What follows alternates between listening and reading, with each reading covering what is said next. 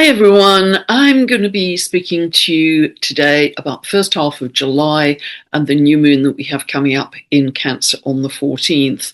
Now, you may be aware that July is an absolutely monumental month for the astrology. All astrologers are talking about this, so it would have been hard to miss, particularly because of a very harmonious, actually, configuration that we are already into now. We've been feeling it for some months, but it clicks into exactitude kind of round about 18th, 19th, 20th of July. So I'll be talking about that.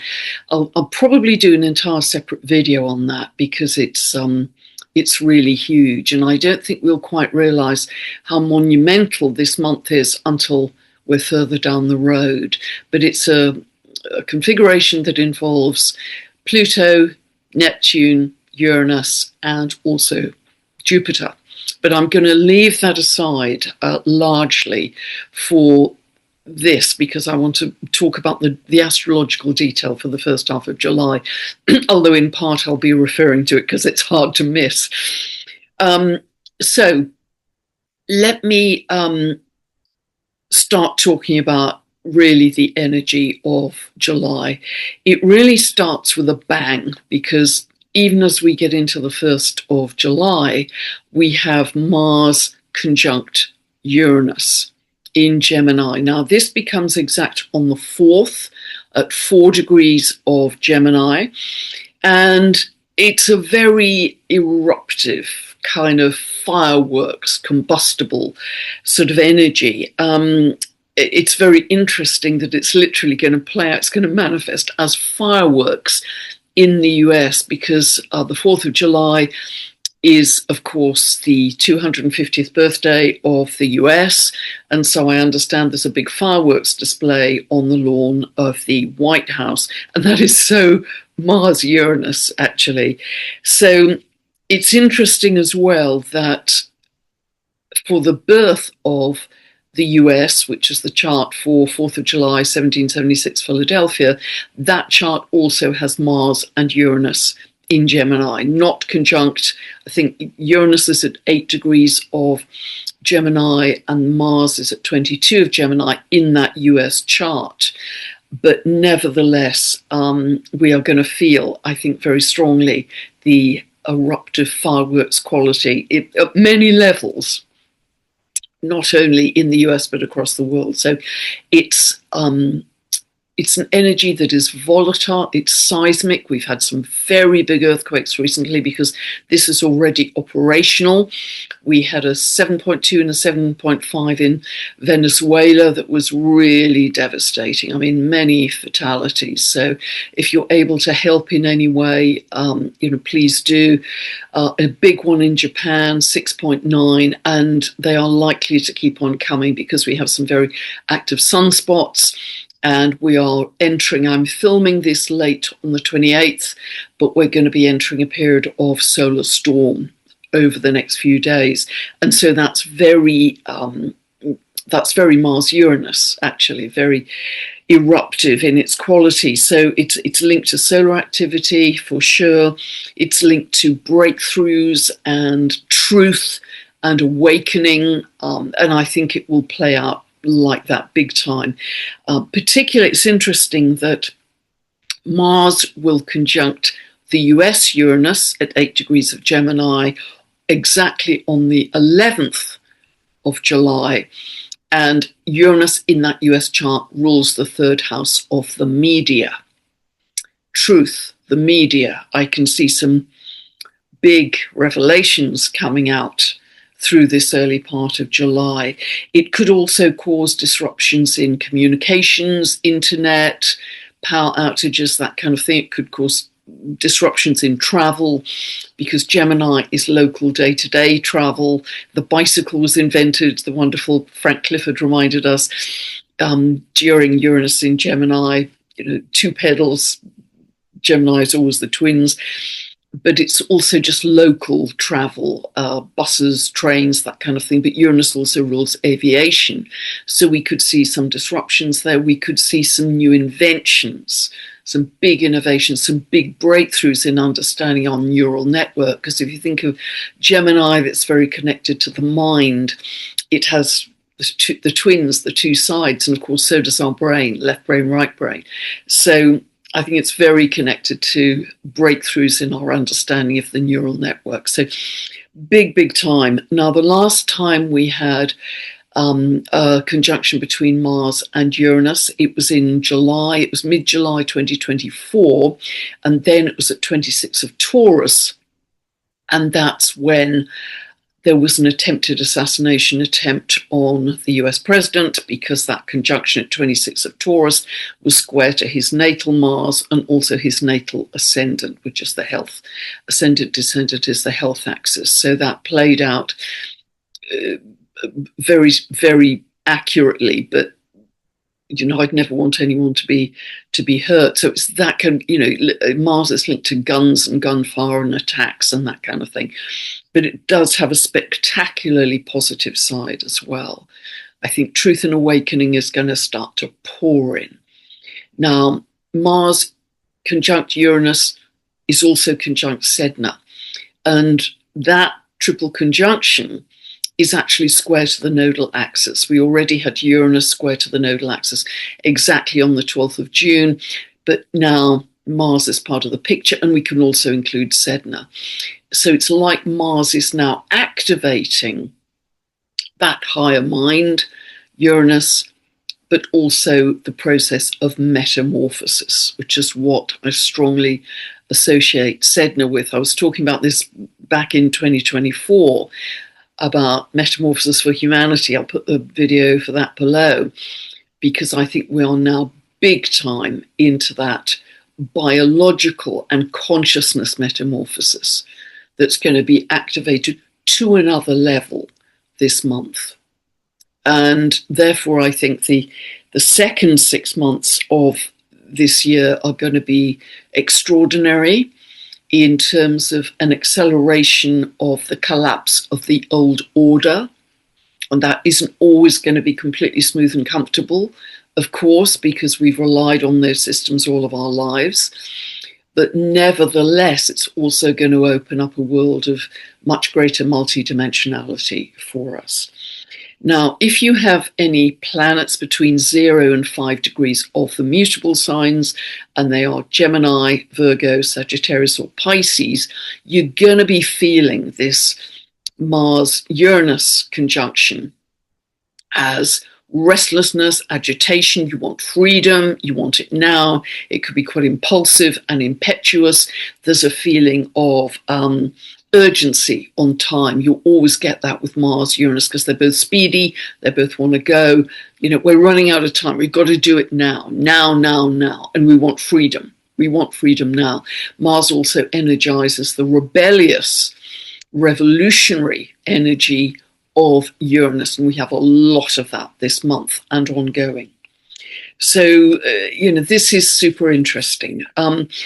We also, right from the beginning, because in the first few hours of the 30th of June, we had Jupiter moving into Leo. Now, Jupiter has a reliable 12-year cycle, and so it was last in Leo from July 2014 until August 2015. So if you go back to that year, because it spends pretty much exactly a year in each sign. So if you go back to that time, second half of 2015, first half of 2014, first half of 2015, it will have been passing through the same area of life, the same house area for you, that this begins to move through again. So try and remember back then what was happening for you, because if you check in your birth chart where the very beginning of Leo is, which house area is that for you? If you don't know what I'm talking about, you can download a free birth chart from my website. Go to the link below. You'll get a free, you'll get a 2-part video series that you can watch to infinity on how to find these points in your chart and what they mean for you. Not a birth chart analysis, teaching videos. I also have specifically a teaching video on Jupiter and Saturn transiting through the houses. And that's very inexpensive, and that will be very helpful for you too if you're still learning astrology at a basic level. So Jupiter has already entered Leo on the 30th. And this is also the year of the fire horse. And because Jupiter naturally rules Sagittarius, which has associations with the horse, of course, it's going to expand that fire horse, that fiery, fast fire horse energy. Now, Jupiter will move incredibly fast through Leo. It will stay in Leo, as I say, until August next year. Sorry, correction, late July next year. So it's 12 months. But it will have moved to almost the end of Leo by December. It will have moved to 27 degrees of Leo by December. I mean, that's really fast. And then it will retrograde, backtrack, and move through again in the first half of 2027. So it will accelerate everything. Everything will go faster. It's more another planet in fire, of course. In many areas of the world, we're experiencing heat waves. Europe has been huge. In France, a few days ago, it was 44 degrees. That broke the June record. In the UK, we've been breaking records. I think it was 38 degrees just a few days ago. Very extreme, record-breaking temperatures in many areas. And these extremes of weather are going to continue for the next 2 to 3 years. For sure, when the sun is very active and we have so many planets in fire and air. So we have winds and storms, and we also have a lot of flooding with Neptune being so prominent. So we're going to see extremes of various kinds. But as Jupiter moves through the chart, Leo, so quickly, Jupiter will be moving through your chart very quickly. And therefore, it will be aspecting pretty much every single natal planet in your chart.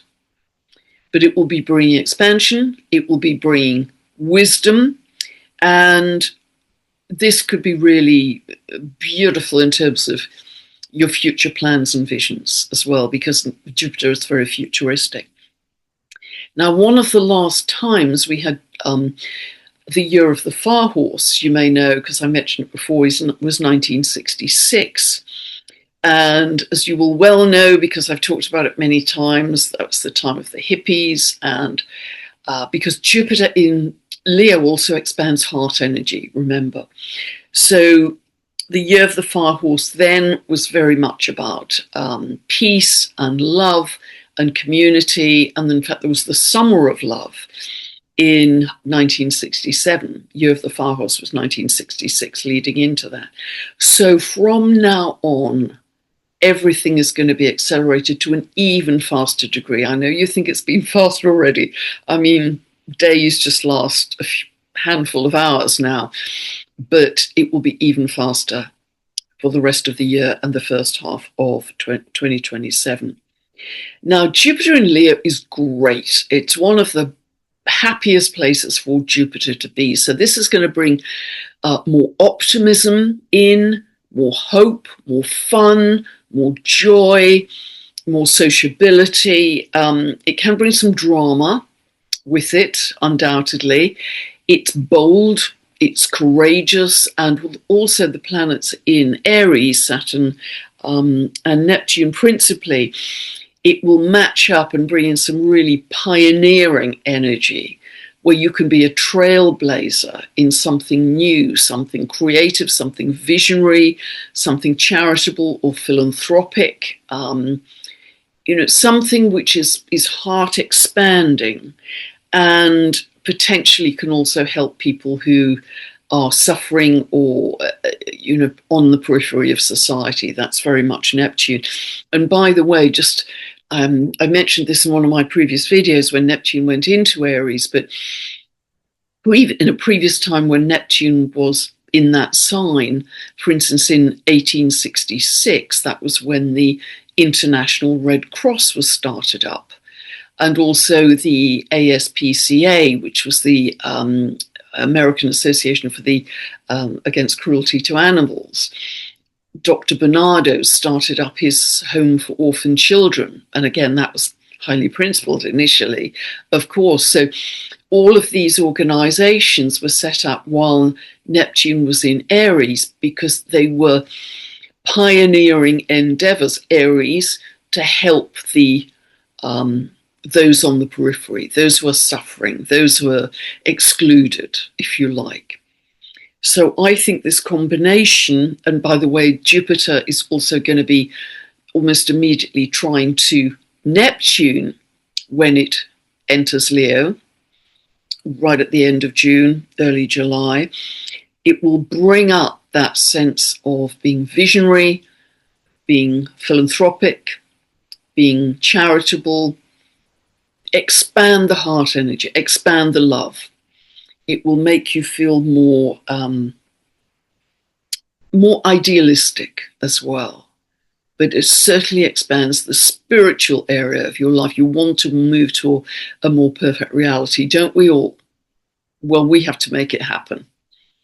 Don't wait for it to happen. Don't wait, create. Create some vision. I'm going to have an interesting week in this, as you'll soon see. A vision that you think could help people, because that's where we're moving to, which is really lovely. The other aspect we have early in the month, I'll show the chart when we get a bit closer to the 14th. On the 6th, we have a square between the Sun and Saturn. And this is about making it real, so making that vision real.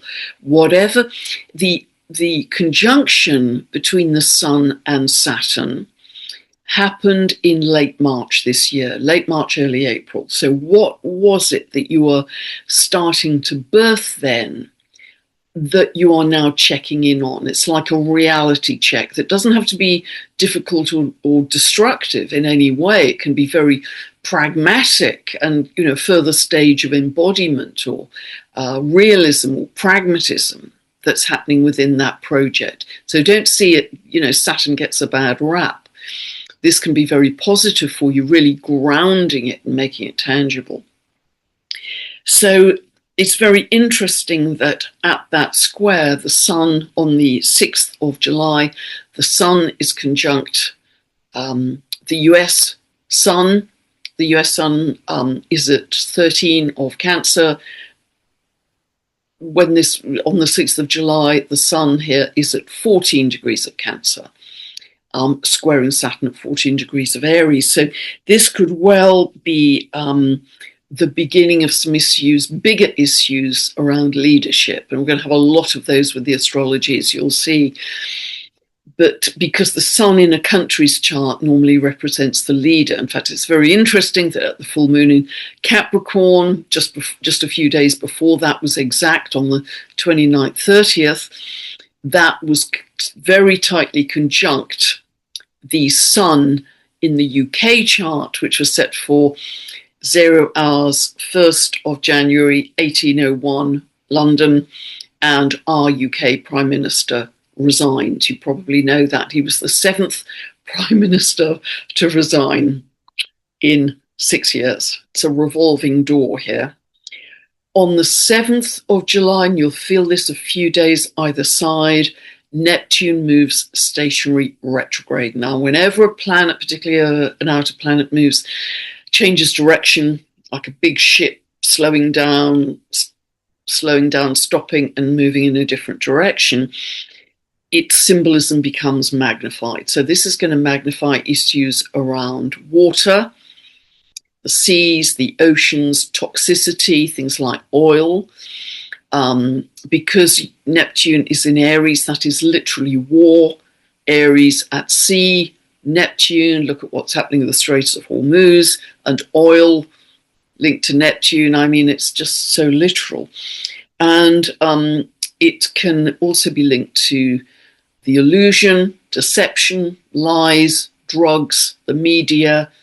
All of those things are going to be on a bigger stage. And I can see that coming up clear as day with developments particularly in the US right now. I know I'm always talking about the US, but there's just an awful lot happening that I think is going to burst onto certainly the US stage, if not the global stage, very soon. And many of you may know what I'm talking about there.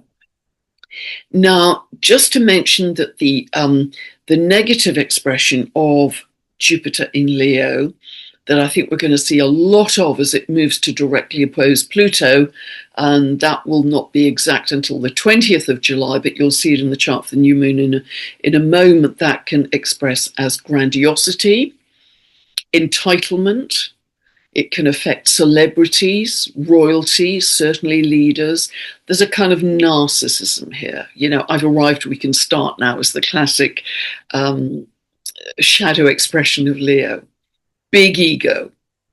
And therefore, that shadow side of Jupiter can favor great inequality by definition. Now, what's fascinating is, as I say, Jupiter is coming to oppose Pluto. It's already opposing it now, but not exactly until the 20th of July. It was very interesting that in January 2020, you might remember that on the 12th of January 2020, we had that very, very important Saturn-Pluto conjunction, which was really the start of the pandemic. It was extreme and intensified top-down control, extreme Pluto, intensified Pluto control, rules and regulations, top-down Saturn. We all know that. That was happening at 22 degrees of Capricorn. And then Jupiter was already in Capricorn, but not tightly part of that conjunction. But by late March 2020, Jupiter had come to conjunct Pluto. And most of the world went to lockdown, if my memory serves me well, on March 22nd, 2020. It was also when Saturn went into Aquarius, limitations on freedom. I mean, it was just spot on. And what that did, the Jupiter-Pluto conjunction, because Jupiter-Pluto is very associated with wealth, big money. Jupiter, big, Pluto, invested money, sometimes hidden monies, big wealth. There was a real shift in wealth across the planet at that time. Many businesses went into liquidation because they couldn't survive. There was a huge move towards a digital world with Zoom, everybody having Zoom meetings from home. And that really boosted the wealth of the technocrats. Anybody running an online business, you know, Amazon, etc., delivery services online really made a lot more money. So it increased the inequality. It massively increased the wealth of some and not so much for others by a long way. Some people became much poorer during that time, unemployed, lost their businesses. And so as Jupiter moves to the opposition with Pluto, this is like the full moon peak of the cycle, there's going to be a reckoning. There's going to be a reckoning around. I mean, it's all building up to that. There's so many factors feeding into this challenge to leadership, this challenge to elitism, this challenge to inequality. You know, for instance, if we go back to, I've talked about this so many times, but I think I started to talk about it in 2023 when Pluto entered Aquarius. I'll put the link for that video below. But when the peasants stormed the Bastille on the 14th of July, 1789, that was also when Pluto was in Aquarius. And surprisingly, not surprisingly, Jupiter was in Leo.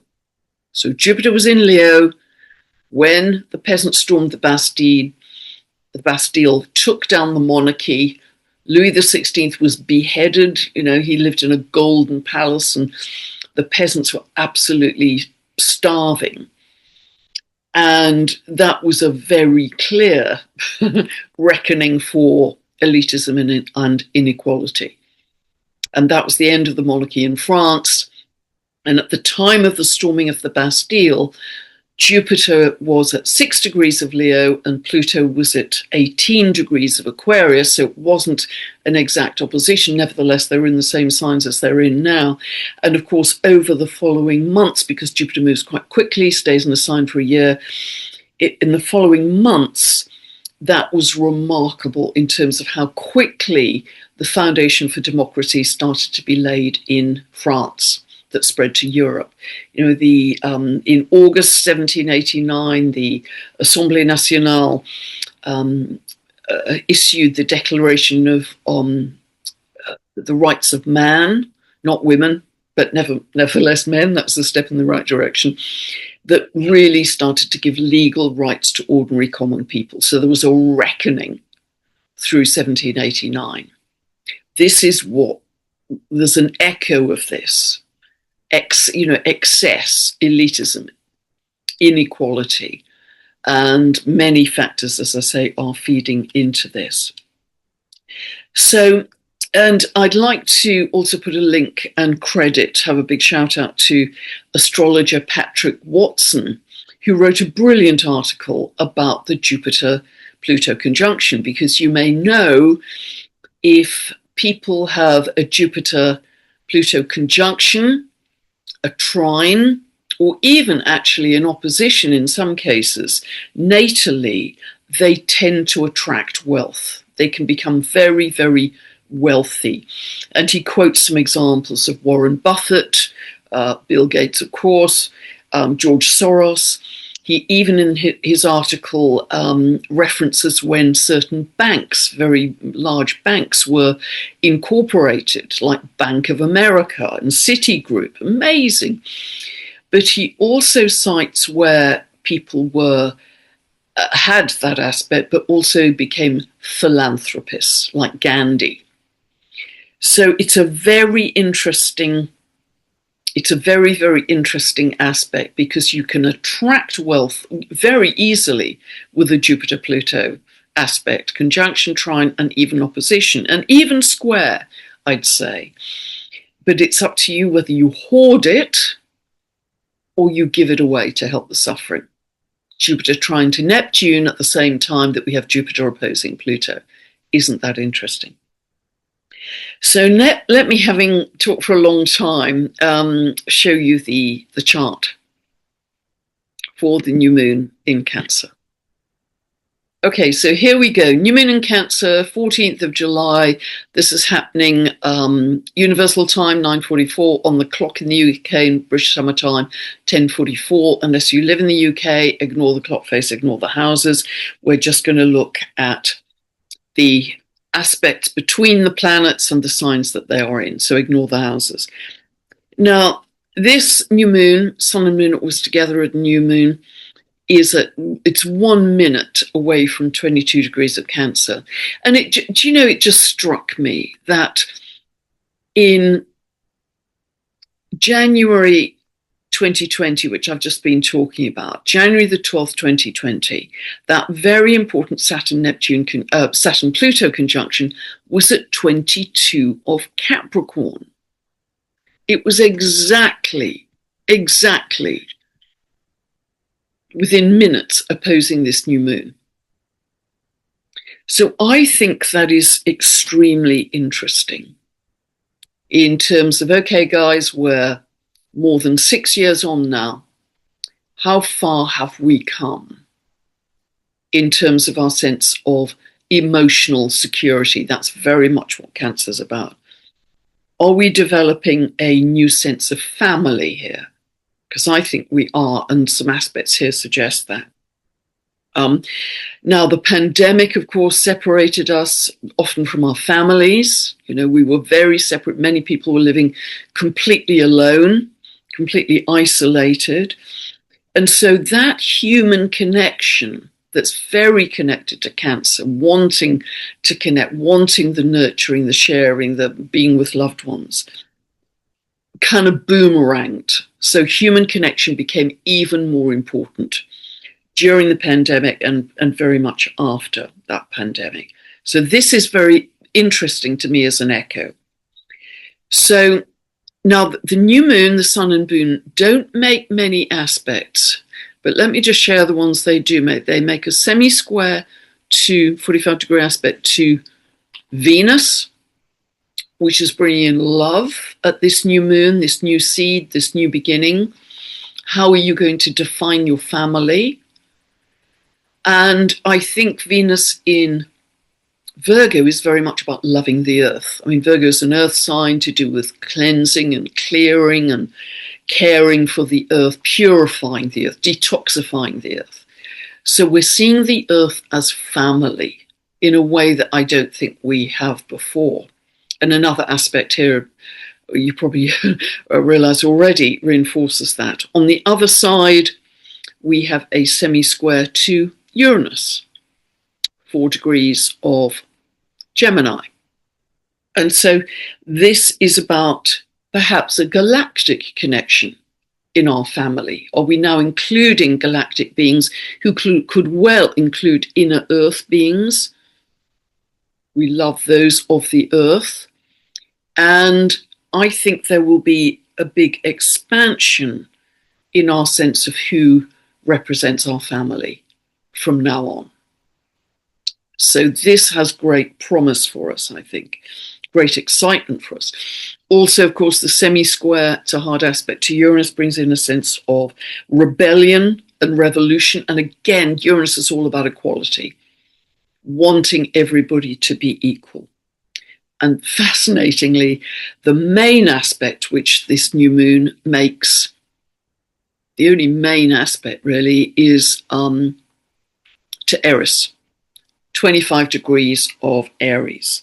And Eris, as you may remember, is the warrior sister of Mars, the feisty one, the street fighter who demands everybody be included, everybody to be heard, everybody had to have a voice. You know the myth about she wasn't invited to the wedding at Mount Olympus. She turned up anyway, created mayhem with the goddesses by throwing a golden apple and saying, "For the fairest," and they all squabbled as to who was the fairest. It was a challenge to elitism. You know, this is really clear. These themes in the chart are so clear. If we come back to, and also, of course, adding to the revolutionary, rebellious nature of this new moon semi-square Uranus. I've talked about this in another video. I think it was the Chiron in Taurus video, so I'll put that below. Jupiter is square to Chiron. So both Chiron here and Venus in Virgo are talking about the stewardship of the earth, the guardianship of the earth, and Jupiter's expanding that because it's square to Chiron. So, yeah, so we are starting to include Gaia as part of our family in a way that we haven't done in our lifetime. You know, we're starting to care. There's a chap in the UK who spent 2 years voluntarily cleaning up all the pollution in a river with some helpers, and his right to do that is being questioned right now. But people are going to start to do that. They're going to start to take things into their own hands to cleanse Virgo, clear Virgo, cleanse the toxicity as we become more and more aware of it, and reclaim the earth as part of our family. There's also a beautiful yod here, which you can see in green, I hope. And this is Neptune, quincunx 150 degrees to Venus, 150 degrees to Pluto. And so when you have this sextile between Uranus and Pluto, which has been running for a very long time, this brings in the more spiritual aspect. It's the paranormal, it's the higher expression. So this is highly creative. And it may be creative with tangible materials. Virgo, I'm thinking of pottery and textiles and sculpture and that kind of thing. But it's also highly spiritual, and it really is calling in a higher octave of love, a divine love.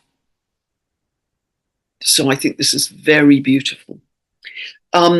Just one other aspect linked to this new moon that I'd like to mention is it's quindicile, 165 degree. You can only use a 2-degree orb with this, very tight, to Pluto in Aquarius.